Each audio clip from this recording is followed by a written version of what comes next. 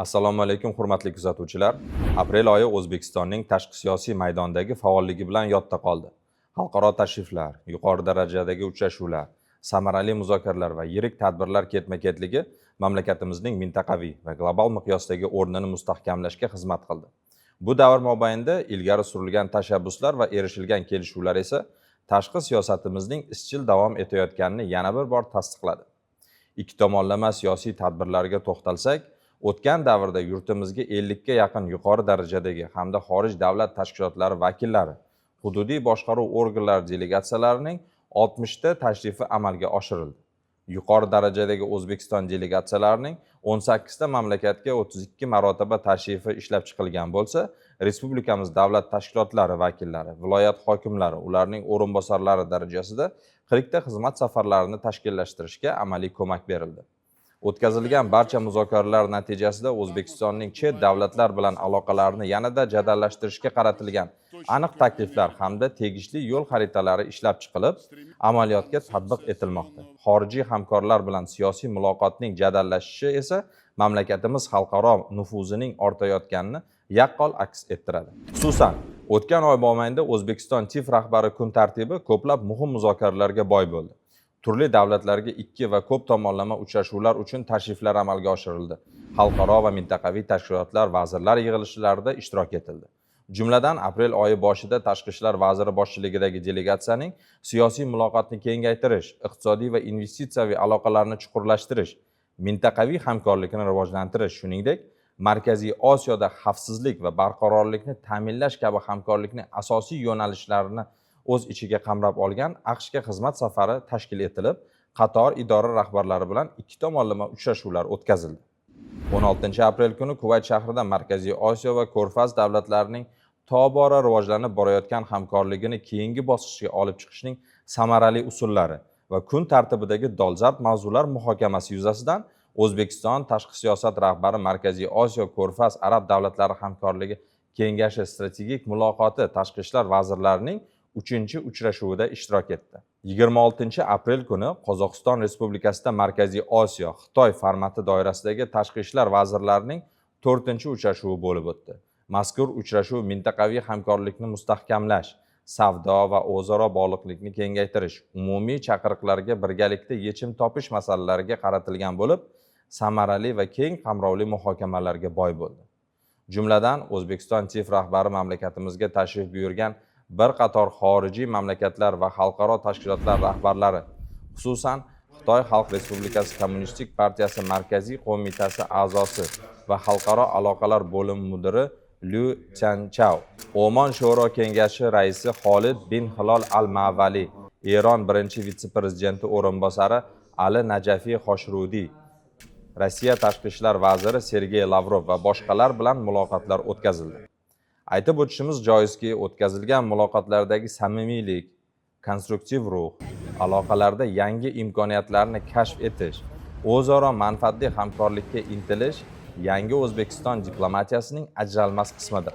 Shu bilan birga, O'zbekiston prezidentining Afg'oniston bo'yicha maxsus vakili, vazir o'rinbosarlari darajasida 70 dan ortiq uchrashuvlar va muzokaralar tashkil etildi. Misol tariqasida 10 aprel kuni Toshkent shahrida Markaziy Osiyo Ko'rfaz arab davlatlari hamkorlik kengashi strategik muloqotining yuqori mansabdor shaxslari yig'ilishi bo'lib o'tdi.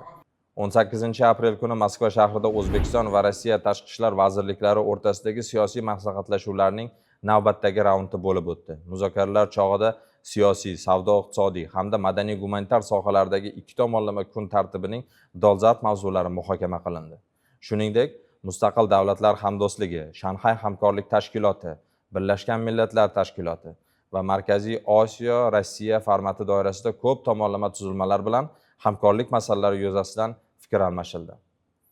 Proaktiv diplomatiyamiz xalqaro maydonda borgan sari ko'zga ko'rinib bormoqda.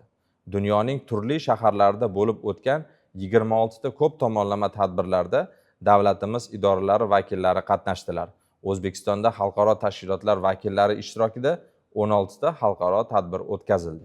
Bundan tashqari, Nyu-York shahrida ilk bor O'zbekiston Respublikasi 2026-29 yillarga BMT Statistika komissiyasining a'zosi sifatida saylandi. Ushbu organga a'zo bo'lish O'zbekiston uchun global statistika siyosatini shakllantirishda ishtirok etish, milliy tajriba va islohotlar yutuqlarini namoyish etish, ilg'or xorijiy tajribalarni o'rganish hamda xalqaro hamkorlikni mustahkamlash uchun keng imkoniyatlarni ochib beradi.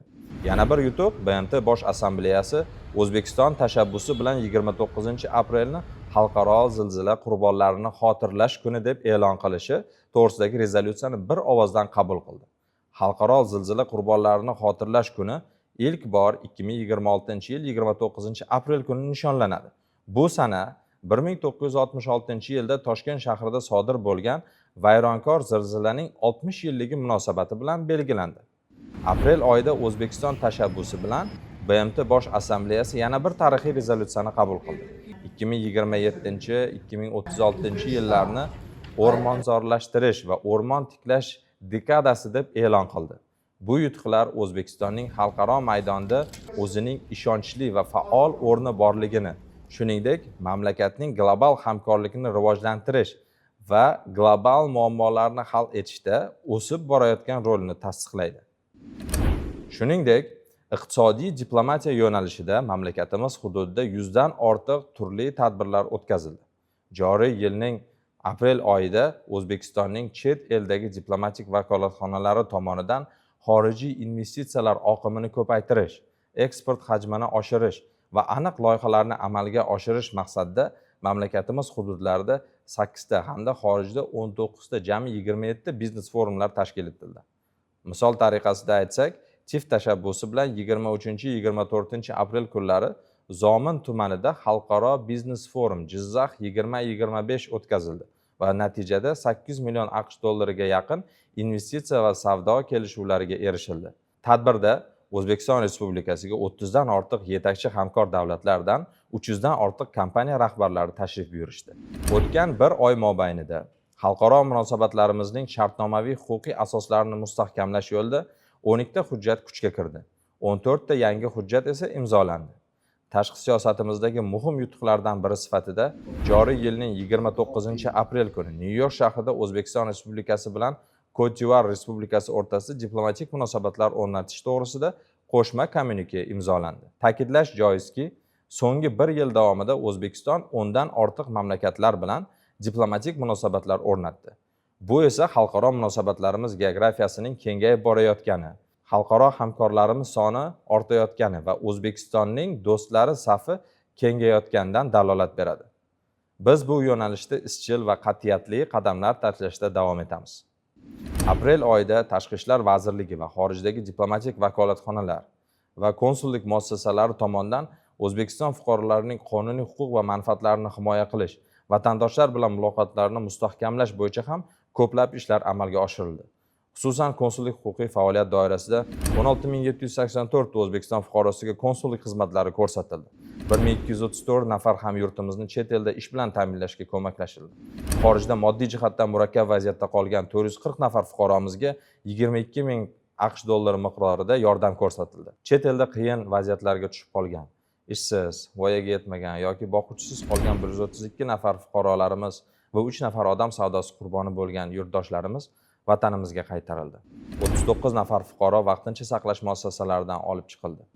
Xorijdagi vatandoshlar ishtirokida 130 dan ortiq tadbirlar o'tkazilib, ularda 16 mingga yaqin vatandoshlarimiz ishtirok etishdi. O'tgan oy davrida jismoniy va yuridik shaxslardan umumiy hisobda 13,5 mingta murojaat kelib tushgan.